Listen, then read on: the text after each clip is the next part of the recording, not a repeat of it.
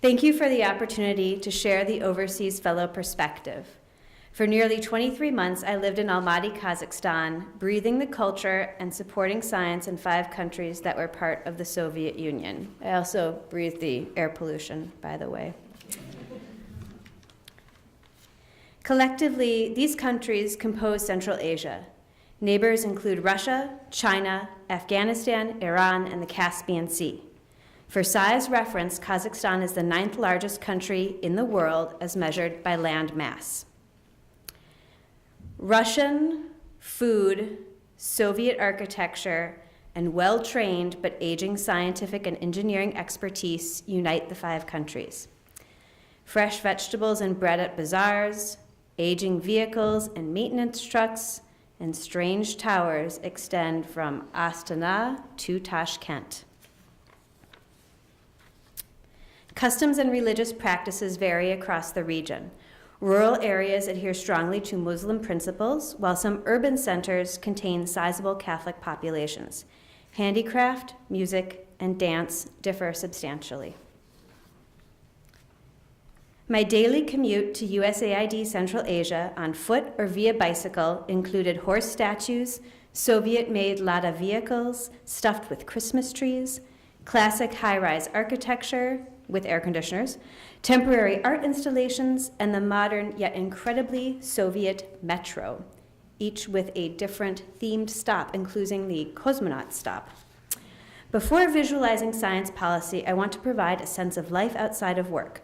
Opportunities included visits to the Philharmonic, Opera and Ballet Theater, internationally renowned speed skating rink Medeo, in which world records were set, and exploring the World War II Memorial as my parents did during their visit. The Tian Shan Mountains provide myriad recreation possibilities. To avoid aggressive drivers and particulate-emitting buses, I rose in the 4s and gained elevation on my bicycle, explored on foot to find Lenin guarding one of the rest huts, and climbed rock. Much science and diplomacy was accomplished in the field, illustrated by country-specific examples. Activities under the Uzbek-US Science and Technology Agreement kicked off in May 2014. The bilateral delegation toured the Uzbekistan solar furnace, learning about creation of new high-tech materials using lasers. Sadly, utilizing science to advance diplomacy in the white marble capital of Ashgabat depends on an invitation from the president. During my tenure as an overseas fellow, the president focused on building techno-parks and advancing space research, both without outside assistance.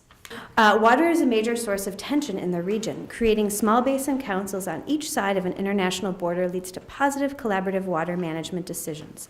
A major project supports 3 transboundary rivers in Central Asia, transforming water into an opportunity for peace. Last November, here we are. Traveling to the council on the remote Isfara River in Tajikistan includes a vehicle ride through the Anzob Tunnel, not fully completed and termed the Tunnel of Death.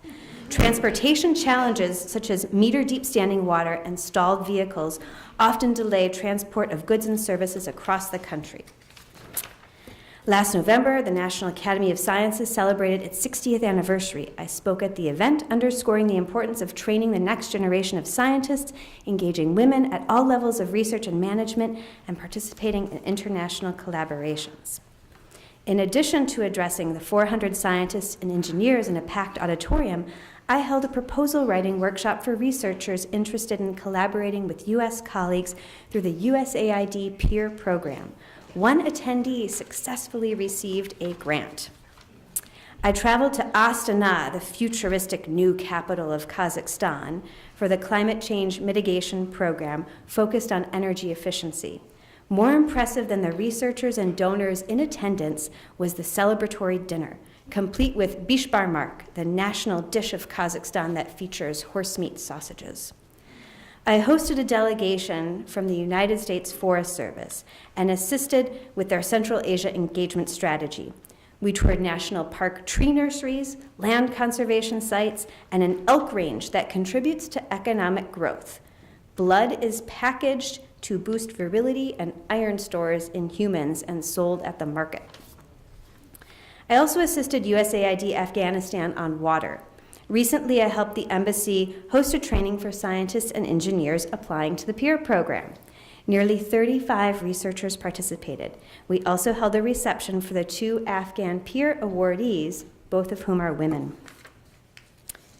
The small basin councils on the Aspara River between Kazakhstan and the Kyrgyz Republic built and installed a water meter.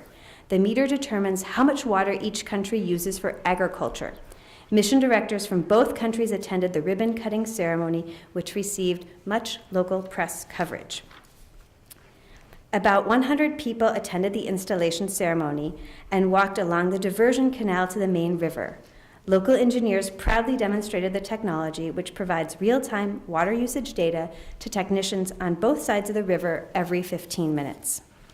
Following the demonstration, the local communities prepared a feast of appreciation. The poster next to the water meter depicts the water-sharing arrangement, a treaty from 1948.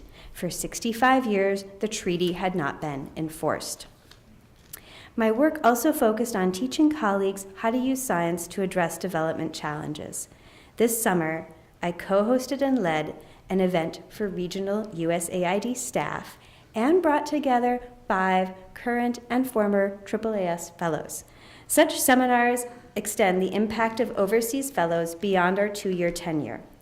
It has been a true privilege to share these perspectives with you and speak in English. Thank you.